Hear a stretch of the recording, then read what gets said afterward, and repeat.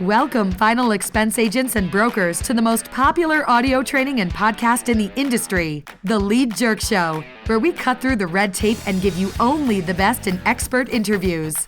So strap in and grab a cold beverage and get ready to learn and earn. Now, it's my pleasure to introduce you to the one and only Matt Lowery, also known as The Lead Jerk.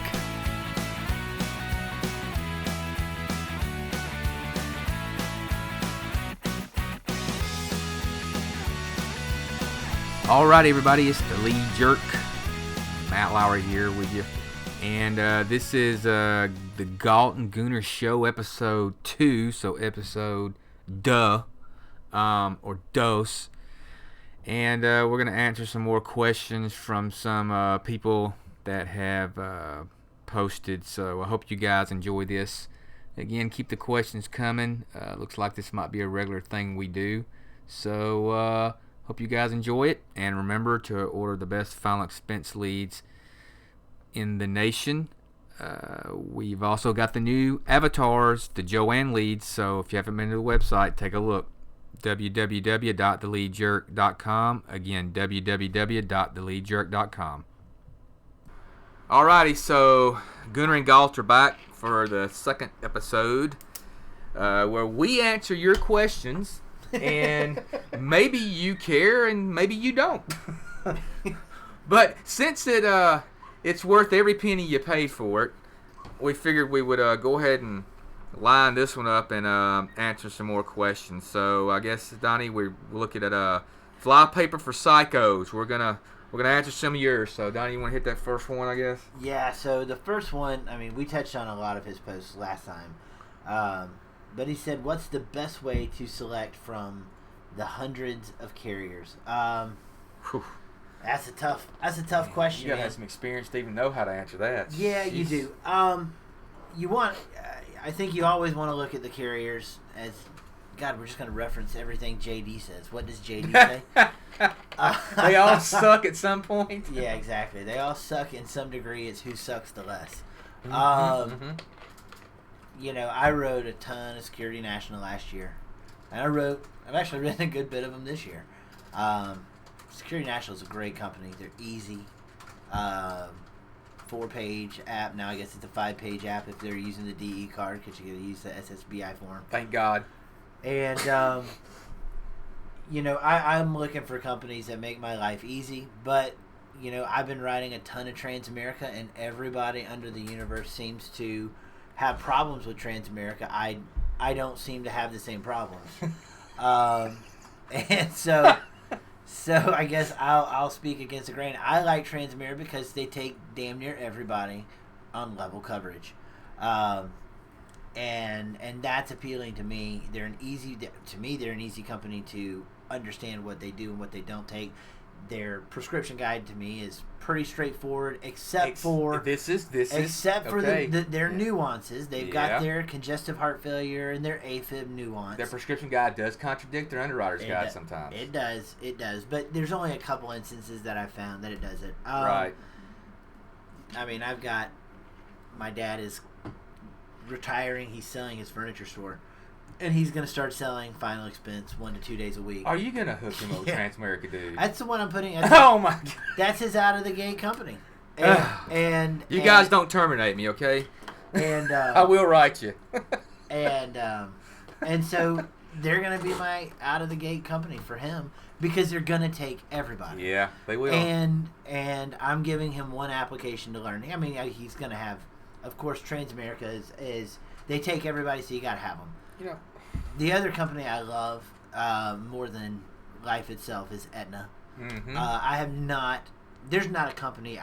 Security National, Transamerica, anybody else. I don't think there's another company that I sell that does it as right as Amcon does. That's right. Me too. You know, that was the blow of death for me last year, was them cutting comp on 45 to 59. I mourned that loss. For the whole 3 weeks that they gave us to mourn that loss. But you know, they've got great support. They tell you when a policy is lapsing. They tell you when a policy is NSF'd. easy agent portal. The application couldn't be easier. Point of sale approval, and it's a quick point of sale. 7, 8, 9, 10 minutes tops. 10 minutes for a phone interview with them. That's how I select from companies that make my life easier. I'm not very good at paperwork, but for some reason, most good agents aren't. But for some reason, I don't mind doing the Transamerica paperwork because I know how to scrub it. And that's what I'm looking for: leniency in underwriting, consistency, and ease of issue and consistency. Yeah. So, and I agree with you on that. Now, I think I get more. I think I mentioned this to you the other day. I think I get more 10, 11, and 12 month payouts and renewals from them, dollar-wise, than any other carrier right now. And to me, that says a lot. What does that say to me? That says to me they know how to draft correctly. They're easy to work with if there is an issue, which really there hasn't been. They communicate well. You know when you've got something approved. Their back office is outstanding. You can find anything you need to. I mean, they just updated it and redid everything, and it's even easier to use now. So you can go in there and look at your book of business. I mean, there's just no question of what's going on with your business with Aetna. So yeah, I like them for that and for ease of issue and the yes or no. I mean, I'm a big one of my things about being in final expense for the last couple of years is I was forced to pretty much work out of town. So I always wanted a yes or a no right then and there with a phone interview. Now, where I'm going to be working a lot more locally, I'm going to obviously take on some other carriers and write them that don't have a point of sale. But my preference will always probably be to look at a point of sale carrier, whether that's Aetna, Foresters, Trinity, Oxford, Rural Neighbors even, for as a go-to first. With that being said, with Transamerica, they're like Dave says, they're like Walmart. People hate on them, but they'll take everything. And you know what? You just got to know what you're getting into when you start writing them and try to do it right. I've written a few, but, I probably will be writing a hell of a lot more to give, IMO I'm with now. I want business to go to them. So I'm going to do what I need to do to make that happen. So that's kind of my take. It's you got to study the carriers. Right. Yeah, you just want to make sure for a new agent, You don't want too many either. Yeah, I think that's where you've got to have a good upline, somebody who can steer you in the right direction, and somebody that actually is in the field and writes them, and that knows what they're talking about. Right. Because you don't want to listen to a marketer tell you, "Oh, this is the greatest country ever. This is the greatest company. You want RNA? Lafayette. Yeah, Lafayette. Yeah, let's do some more of that." Said no one ever. So yeah, that's what you want to do. You want to get with somebody who, that's of course for new agents. That's our take. My take at least. Is, you need to have, and that's where it goes. The next question that he asked was, who are the most reliable IMOs? And that's honestly the most reliable IMOs. We're not going to name names. No. And we're not going to talk bad about anybody. The most reliable IMO is the one that's going to return your phone call and give you good information. Yep. Depending on what you need, there's not one IMO perfect for everybody. There's not one upline that's perfect for everybody. So that's you just need to have somebody who's going to return a phone call. If you're total green agent, you're going to need somebody that's going to be able to on a dime turn around and call you. They're going to have to know that if you're in a house and you've got a question, they can call you and ask you. Now, if you're an experienced agent, of course, you just want high contracts and make sure you have the ability to buy leads. Mm-hmm. And I think that's how you choose your IMO, is based on what your needs are. A lot of agents don't need an IMO to give them leads because they live in God's country. Right. Matt and I do not. That's right. Anyways. Okay, to me that would be, at this point, to me the most important thing is lead flow for an IMO and having a really sweet back office. Okay, that covers training for you or for any agents if you bring people on. It's all set up. A lead portal. Okay, several IMOs have that, And communication, man, whether it's text, email, or phone. I mean, don't tell me that, I don't care if you've got 1,000 agents. If you send an email, there's absolutely no reason why somebody can't answer that email within 48 hours. I mean, if you can't do that, then hire an administrative assistant to help you run your agency. So, to me, that's kind of an indicator of what a bad IMO would be, like, loss of communication or absolutely no communication. But the good ones out there, they offer, email support. You don't necessarily be able to text them, but there's somebody in place to help you. But like I said, again, going back to the website support and having a system in place, to me, that you can plug into, especially for a new guy, that's really important. And talk to other people, see what experience they have. I mean, people transfer back and forth sometimes. Certain things fit certain people better, and it can be related to where you live in the country. So, and I'll say the other thing is a lot of you guys listening to this are obviously on the forum, and there's 2, 3, 4 IMOs that are on the forum, and everybody thinks that those are the only IMOs, and they're not. They're the few and far between. Yeah, exactly. There's lots of good IMOs that offer a lot of different things than the ones that are just on the forum. So it behooves everybody to look around, see what's out there, and then you make your choice. And of course, just make sure you get your prenup before you sign with any IMO. Right. And I'll say there's something to be said about camaraderie too. If you're talking to a guy, a friend or whatever, and they're with an IMO and it's been working out for them, and they're liking, they know what they're doing. And if you're a new guy, that could mean a lot, because whether or not they just refer you or they're going to recruit you, whatever, that camaraderie, that's important too, I think. Yeah, I agree. I don't think this backbiting on IMO wars going back and forth against each other, it really doesn't make any sense, because we're all freaking independent agents, okay? So if somebody says one bad thing about one IMO, I really don't care. I mean, No. People get drawn into that. So we're all independent, just trying to make people get drawn into that. I.e. you and I. Well, I mean, yeah, but people throw out, hooks with night crawlers on them. Right, it's true. And we're that shark in the water, and we bite. Yeah, and we bite. So, but we bite a lot less than we used to. True. And that comes from, I guess, a little bit of maturity being in this, knowing that it's not gonna do any damn good. No, it just comes from not giving a shit. and not caring that we know that there's going to be the same stupid questions asked, right?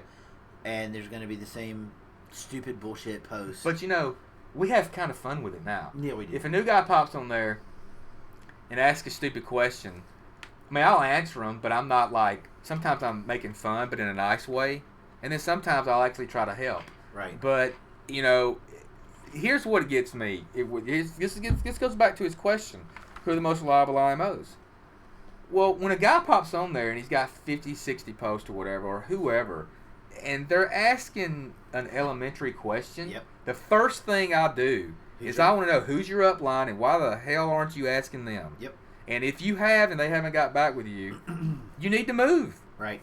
Period. So that's my take on that. That's fine. Like, well, I mean, there's a thread that got started today. How do I find weekly set price leads? Yeah, and you saw what I responded. Yeah, I responded. Yep. And let me see. There was another one. I mean, there's just been a bunch. Yeah, there have. The guy asking about Aetna Amcon.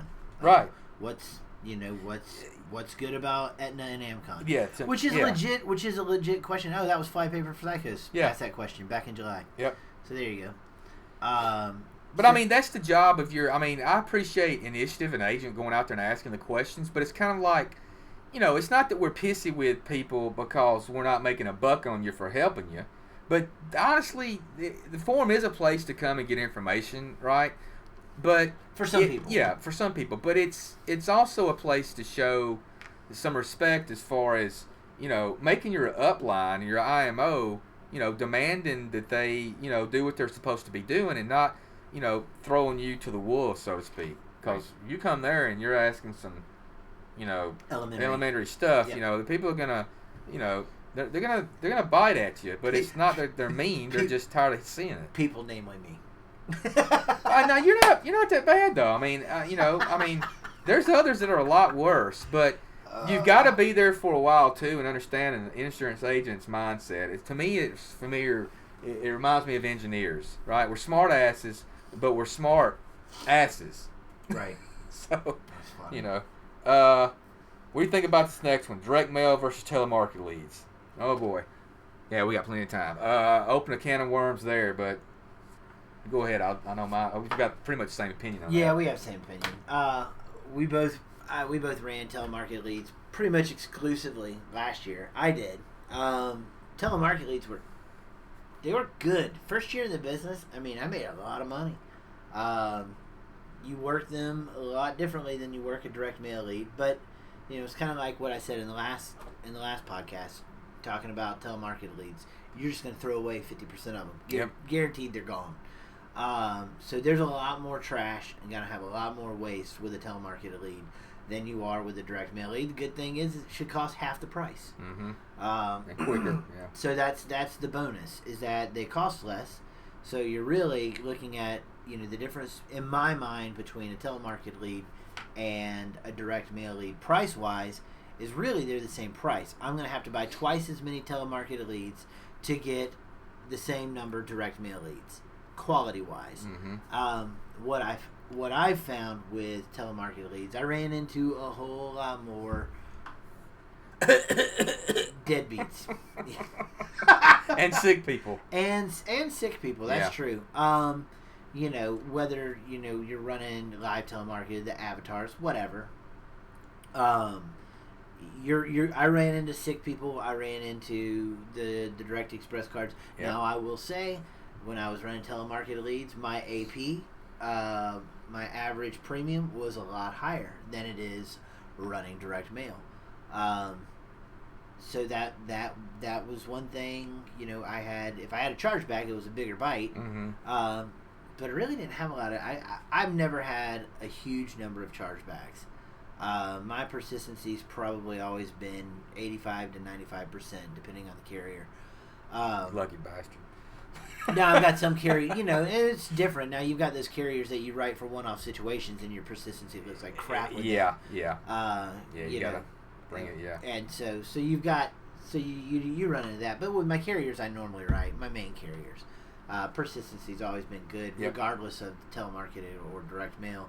And what I found with the telemarketing lead, it's actually I think it's harder lead. I do too. For a new agent to run a telemarketing lead. Yeah. Because you're going to get these people, you're going to get in their houses. It doesn't matter how many times the telemarketer says life insurance, or how many times you say life insurance on the appointment to set it. You're going to walk in there and go, oh, I thought this was about my Medicare or my health insurance. Yep. And you got to know how to pivot, and you got to have those transitional phrases, and you can't just go, oh, sorry, this is about life insurance. And they say, oh, well, we've already got life insurance. Oh, okay, bye, thanks. Which happens. Yeah. I've seen it. Mm-hmm. Rode with a guy, and that's exactly what happened. And, I was watching him. He was a new guy, needed some help. So anyways, and that's really what he did. And I stepped in. Wasn't even licensed in the damn state, but I stepped in, and I was just like, wait. We're here. We're already here. Just go get your policies. Look, I'll get you the number of a health insurance guy. I'll have him call you tomorrow. But since we're here, let's just make sure your life insurance is in the right spot. Sure enough, it wasn't. Guy made a sale. He bought me lunch and dinner and beer. I think I made that guy's week. Anyways, so you've gotta learn how to pivot and make phone calls. Here's the thing: like a lot of these telemarketing leads I ran into when I was running some avatar leads back in the fall. I ran into more people that thought they had insurance. They whipped out policies. I got this policy, this policy, this policy. No longer enforced. They thought they had all these policies. Mm-hmm. They thought they were paying for it. Well, they were morons. Because they weren't. And so we wrote them up a plan, and they're still in the books. So don't just give up if you see an 8-month-old or an 8-year-old policy. It might be from a great company. Sure, just call. Make sure it's still in force. Always call. Always call. And so that's my take on telemarketing leads, direct mail leads. They're sweet. Not gonna lie. I've been running lower age demographics than I like, but I'm still happy with it because I'm still getting my consistent lead flow. Now I'm writing a bunch more of those. And it's more important than Right. age. Than age, really. Even I mean, to me, I just want to open my inbox every Saturday morning and have See 30 leads. and have 30 leads. Yep. Because I see 30 leads and I see 6,000 AP. Right. Exactly. And that's just pretty much a given. So it's one of those things. The other thing with telemarketing leads, what gets tough is you can run one company hard for about 3 to 4 months, and then you got to find a new company or a new area Yeah, and really, and that's the problem. With the telemarketing leads, there's just so much data. There's only so much data that you can call. Right. And so, I mean, I found myself last year, I probably went through about 6 or 7 different vendors. And they were all decent. I only had bad returns with one company. And I think it was a fluke. I've ordered from them since, and they were fine. But it's one of those things. You just have to constantly be jumping around. And if you don't have to constantly be jumping around, if you can just get on a mail program, or if you don't need to have a set price lead, which I still believe probably 80% of agents don't need a set price lead. They're just too damn lazy to do their own mailing and make sure they send it out every damn week. Right, exactly. So in that situation, it makes you go to work. It makes you go to work if you're on a set price lead. So it's a double-edged sword there. You're paying. Most people, I think, are probably overpaying for their leads, but it helps them stay in business because, they don't. It's kind of like me with the appointment setter. It's crap I don't want to do. Right. So that's the, I don't know. That's my take on direct mail telemarketing. And I'll give you mine. I mean, it's no secret. I sell telemarketing leads, but here's the thing, and I can always tell when a new agent is thinking about doing it. And I shy away I tell them, you probably really don't want to, because if there's ever been a new agent that's ordered telemarketing leads, right, whether it's from me or somebody else, right, they don't really understand the dynamic final expense to begin with. So if they're cutting their teeth on telemarketing now, they're great for if they're waiting on their mail, fine, they want to get out there and start doing some stuff, but there's a little bit more that goes into it, because just like with the direct mail, telemarketing leads, you're going to have people that don't answer the phone, but you're thinking, well, why in the world aren't they answering the phone? They answered it when the lead was generated. And I got to tell you, I don't know. I have no idea why that happens. It happens to me. It's kind of like why do liars lie? I don't know. They just do. So I don't question why something is. It's just that's the way it is. And if you look at it that way, you'll have a much more fulfilled life, I think, instead of trying to figure out everything. I mean, the NBA, well, they recruit every year, right?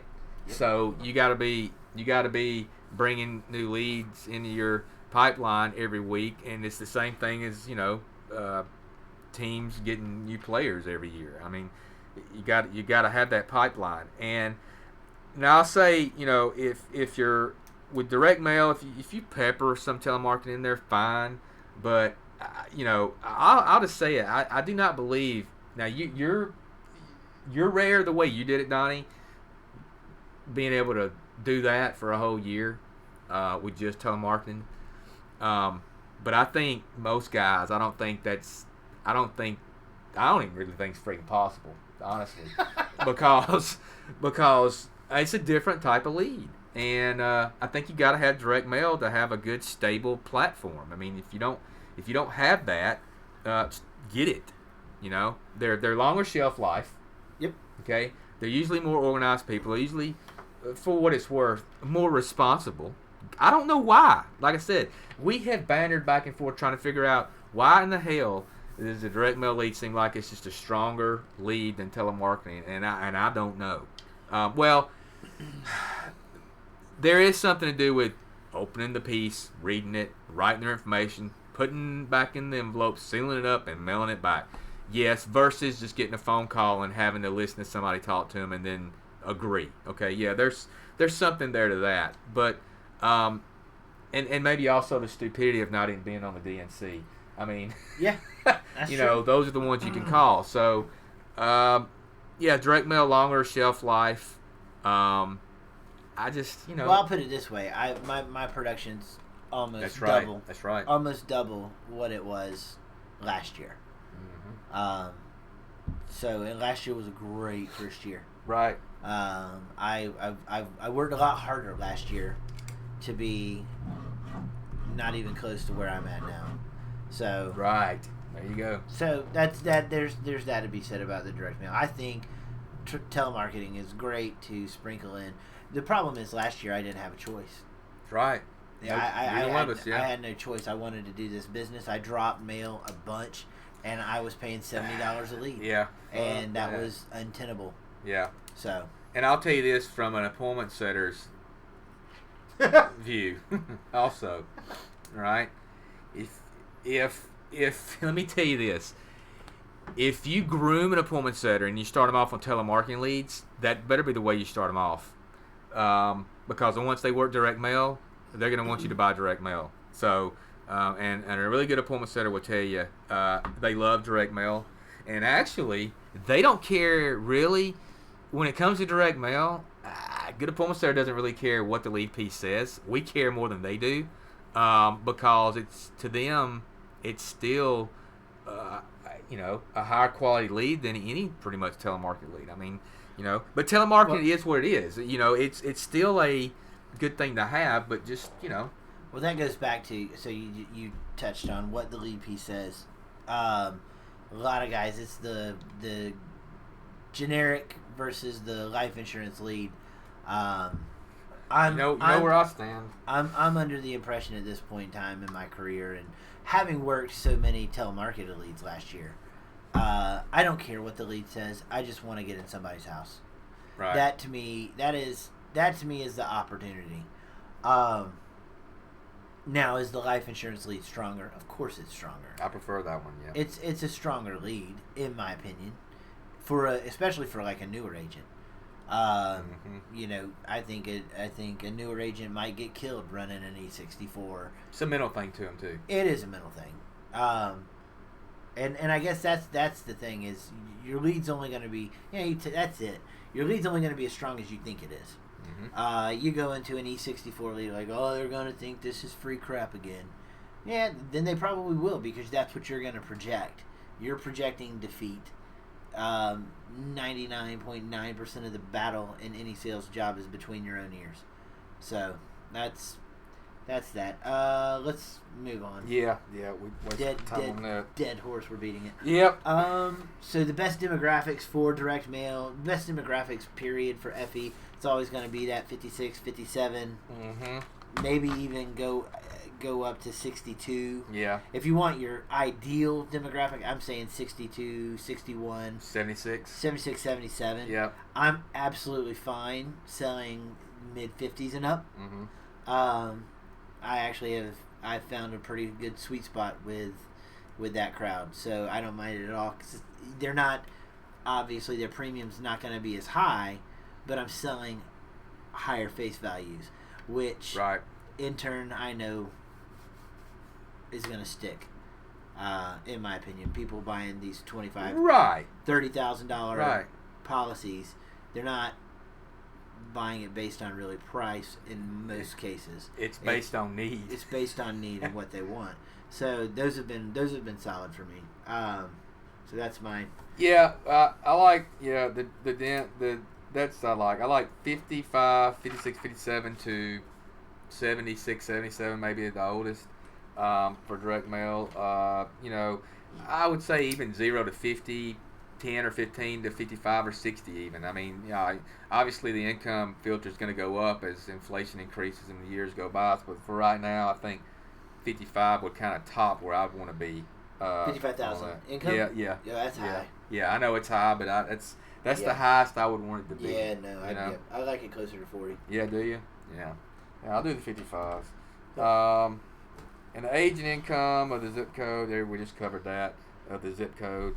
Yeah. Next question he had was, Yeah. I like this, does one avoid the ghetto, the high-income burbs, or Where's the that rural? one? Who said that? It's still flypaper. Oh, still flypaper? Oh, it's on last.